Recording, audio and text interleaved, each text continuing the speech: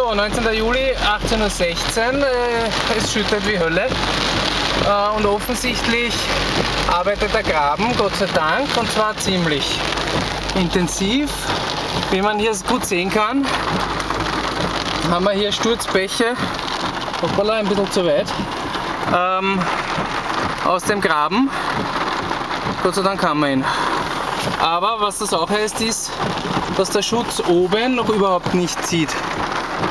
So, da ist die rechte Seite, die Kanaldeckel. Hier kann man sehr schön erkennen, wie viel Wasser da heute wieder runterkommt. Da ist die Baustelle. So, fahren wir mal ein Stück hinauf. Die Frage ist, wo rinnt das Wasser hinein? So.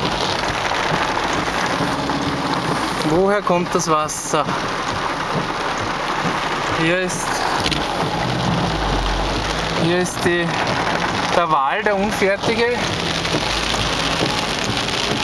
Aha. Okay, hier kann man sehr schön erkennen, da fließt ziemlich viel hinunter. Da haben sie das Mäuerl weggegeben. Hier auf der Straße ein See, also eigentlich ein Fluss. Die sind abgesperrt, wie sie sich gehört, das ist ja okay, aber leider auf der anderen Seite auch hier,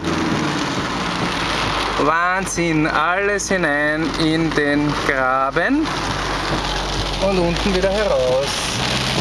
So, jetzt sind wir bei der Serpentine, drehen wir da noch eine Runde. Ja, wunderschön, alles kommt da über die Straße.